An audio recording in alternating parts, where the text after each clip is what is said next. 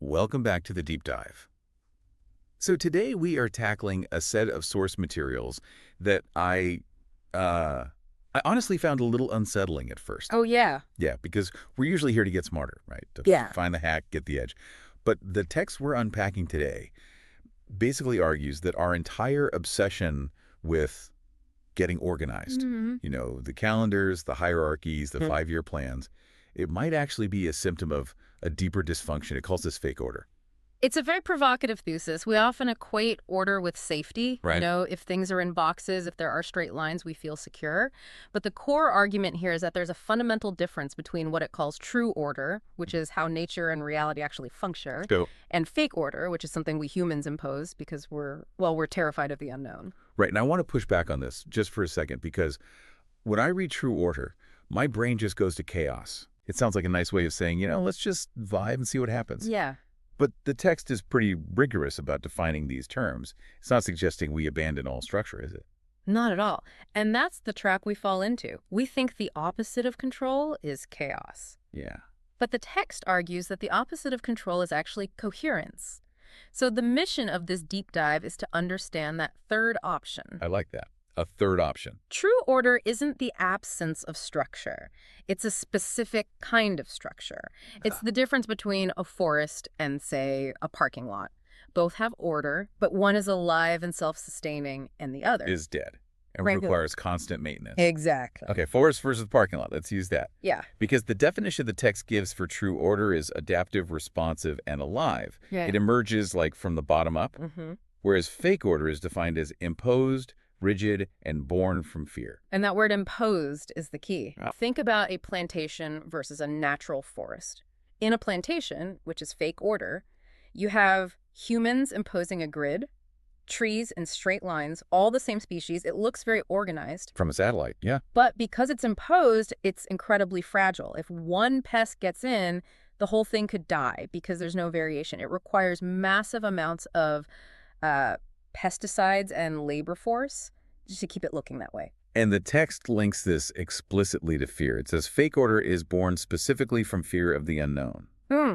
That hits hard. Yeah. It implies that my color-coded spreadsheet isn't really about efficiency. It's about my anxiety that if I don't clamp down on reality, it's going to eat me alive. Exactly. When we're afraid of complexity, whether it's the complexity of the market or our kids or even our own psychology, we try to simplify it. We build a box. But reality doesn't fit in boxes. It doesn't. So to maintain the box, we have to start suppressing reality, and that's where the force comes in.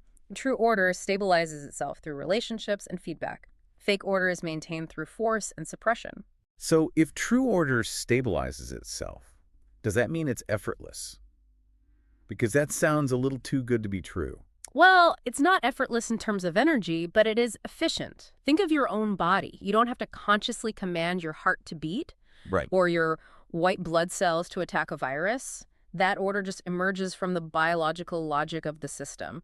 It's incredibly complex, but it's self-organizing. Now imagine if I had to manage all that with a clipboard. You'd be dead in 30 seconds. I would. Instantly. You'd collapse. And that's what the text argues happens to organizations and societies that rely on this fake order. They collapse under the weight of their own management. Okay, I want to get into the specific visual contrast the text uses, because this is where it moves from philosophy to like a practical diagnostic tool for me. Let's do it. The text lists four main visual distinctions. The first one is geometry, cycles versus straight lines. This is a profound one. Humans, we love straight lines. We do? The chart going up and to the right, the career path, that's a ladder, the linear timeline. But the text points out that nature almost always implies cycles, Seasons, sleep. economic contractions and expansions, breath, all of it. So why are we so obsessed with the line then? Is it just because it looks cleaner? I think it's because the line implies a destination. It implies we are getting somewhere. Right, progress. But biologically and physically, lines are actually delusions.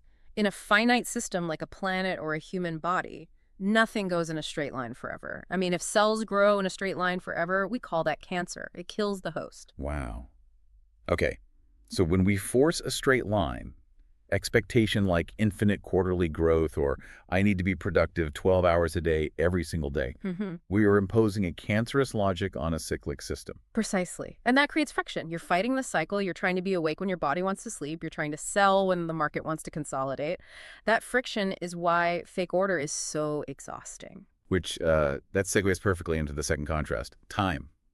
The text says true order respects timing, while fake order demands urgency. Urgency is almost always a fear response. It's the fight or flight mechanism. Yeah. When we operate in fake order, everything feels like an emergency because we feel like we're losing control. Yeah. If I don't fix this N now W, the whole structure falls apart. I see this in corporate culture constantly. Well- False urgency, everything's a priority, so nothing is. Right. True order understands timing. A farmer doesn't scream at the crops to grow faster. That's urgency. The farmer waits for the right season to plant and the right season to harvest. That's timing. One is anxious, the other is attentive. Exactly. Okay, the third contrast is diversity versus uniformity.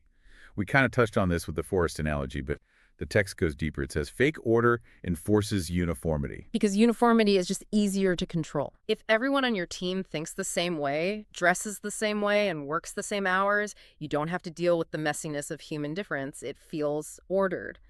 But as we discussed, it lacks resilience. It's the monoculture problem again. It is. True order embraces variation. In evolution, variation is the only way a species survives a change in the environment. If everyone is the same, one change can wipe everyone out. So while variation looks messy, it looks disordered to the control freak, it's actually the ultimate security. And the final contrast, which I found the most actionable, is how the system handles errors.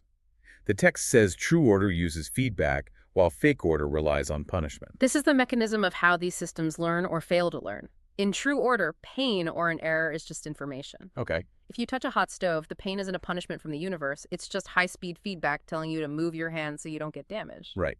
The system is trying to help you survive. But in fake order, because the rules are arbitrary and imposed, an error is seen as defiance. It's a threat to the authority of the system. So the response is punishment. You broke the rule, you get written up. The goal isn't to learn, the goal is to enforce compliance. Reminds me of that saying, shoot the messenger. In fake order, you shoot the messenger. Exactly. In true order, you listen to the message. And when you shoot the messenger, when you punish the error instead of learning from it, you stop receiving data, the system goes blind. And a blind system eventually walks off a cliff. Okay, I want to pause here because I can hear the skeptics and, frankly, part of my own brain saying, this sounds great, but it also sounds like you're telling me to just let go of the wheel. Mm-hmm. If true order stabilizes itself and emerges, does that mean we just sit back and do nothing? Is this a philosophy of passivity? It's a crucial distinction. And the text is very specific. Adhering to true order is not passivity. It says action still happens, boundaries still exist, structure still forms. So what's the difference then between that and the fake order structure? It's responsiveness. Responsive. Think about sailing a boat versus driving a train. A train is fake order in this analogy. It requires a rigid track, straight lines, and it forces its way through the landscape. Right. Sailing is true order. You are highly active. You're constantly adjusting the sails, watching the wind, shifting your weight. You have a structure, the boat, but the movement is a negotiation with the forces around you.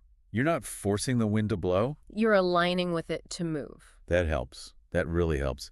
So we're not drifting, we're sailing. Yes. And the text emphasizes that in true order, errors become information. You don't get mad at the wind for changing directions, you adjust. In fake order, you try to sue the wind for breach of contract. You would. And this brings up the cost of that whole lawsuit approach. The text dedicates a section to why fake order is unsustainable, and it basically boils down to physics. It's an energy equation. An energy equation. It is. It's about entropy. Creating order usually requires energy, but fake order requires exponentially more energy because you are fighting the natural inclination of the system. Like trying to hold a beach ball underwater. That's a perfect analogy. The natural order of the beach ball is to float. If you want it to stay underwater, that's fake order. You have to apply constant, unrelenting downward pressure. And the second you get tired. The ball shoots up. That is the enforcement cost. And in a company, that looks like micromanagement. It looks like micromanagement, it looks like heavy bureaucracy, it looks like a culture of fear where managers spend 80% of their time just checking up on people. Instead of doing productive work. The energy is consumed by the enforcement, not the output. Whereas in true order, energy flows efficiently. Because you aren't fighting the beach ball. You're letting it float and maybe using that buoyancy to do something else. The text says, fake order confuses control with stability. We think if we're gripping the ball tight, we are stable. But true order knows that stability comes from relationship, from how the parts interact naturally. This brings us to the climax of the source material. We have these definitions, we have the visuals, but how do we actually test this in our lives? And the text offers what it calls the coherence test. And honestly, this is the part I've been thinking about all week. It's a very sharp diagnostic tool. The coherence test asks a single question of any system, any relationship, any habit. Does this order require suppression to function, or does it allow life to move? Does it require suppression to function? Can we unpack that with a real-world example? Because suppression can be a little abstract. Sure. Let's Yeah. look at a classic business case, Kodak. Okay. Kodak was a master of order. They had the hierarchy, the supply chains, dominance in film. But then life moved. Digital technology emerged, ironically, from within their own labs. Reality shifted. Reality shifted. Now, a true order system would have accepted that feedback and adapted. It would have said, okay, the cycle is changing. But they were operating in fake order. They were. They tried to protect the straight line of film profits. And to do that, they had to suppress the digital technology. They had to suppress the voices inside the company who were warning them. They had to suppress the market reality. So they failed the coherence test. Their order required the suppression of truth to survive. And because of that, they collapsed. They sacrificed wholeness, the reality of the market, to save the structure. And the text says you can never, ever win that battle. Fake order ignores the logic of nature, and nature always wins in the end. Let's bring this down to a personal level. The text mentions bodies and self-talk. How does the coherence test apply to me individually? Well, think about burnout. If you have a schedule and order for your day that requires you to suppress your body's signals of exhaustion or hunger or pain just to get through the list, Yeah. that is fake order. You are suppressing your biological reality to maintain an artificial schedule. Ouch. Yeah. That's that holding your breath feeling I was talking about. Exactly. You're holding the beach ball down. And eventually, your body will rebel. It will force you to stop, usually through illness or injury. So true order would be. True order would be listening before organizing. You notice the energy dip, so you adjust the structure of the day to match the capacity you actually have. That phrase, listening before organizing, really flips the script. Usually I buy the planner, I write the plan, and then I get mad at myself when I can't follow it. This suggests I should look at my life first, my energy, my habits, my reality, and then build a structure that fits that. Fidelity. That's the word the text uses. It's not about rebellion. It's about fidelity to reality. I'm glad you brought that up, rebellion, because when I first read this, I did think, this sounds like anarchy. It sounds like rejecting all rules. Right. But the text frames it so differently. It does. It makes a point that rejecting fake order isn't about being a rebel without a cause. It's about being a realist. If you start trying to force water to flow uphill, you aren't rebelling against gravity. You're showing fidelity to gravity. You're finally aligning with how the universe actually works. So coherence is simply alignment. Yes. The text defines coherence as adhering to true order without adhering to fake order. It's that sweet spot where you have structure, but that structure is transparent to the life flowing through it. It supports the flow rather than blocking it. Alignment is what allows systems to endure without harm. That's the promise at the end of the text. And that's the key takeaway. If you want endurance, if you want a career that lasts 40 years, or a marriage that lasts a lifetime, or a body that functions well into old age, you can't build it on fake order. Brittle things break. Only flexible, responsive, coherent systems can endure. So for everyone listening, here is the challenge for the week. Take the coherence test. Look at the structures in your life. Look at your team meetings, your gym routine, your family rules, and ask yourself, does keeping this system running require me to suppress reality? Do I have to ignore feedback? Do I have to exhaust myself just to keep it standing? And if the answer is yes, don't panic. You don't have to burn it all down today. No. But start looking for the cycles. Start looking for where you can turn a straight line into a loop. Start listening to the feedback you've been ignoring. Stop holding the beach ball underwater. Exactly. Let it float and see where it goes. It's a scary thought, but I think it's the only way to find actual stability. Thanks for helping us unpack this. My pleasure. And thank you for listening. We'll see you in the next deep dive. Stay coherent.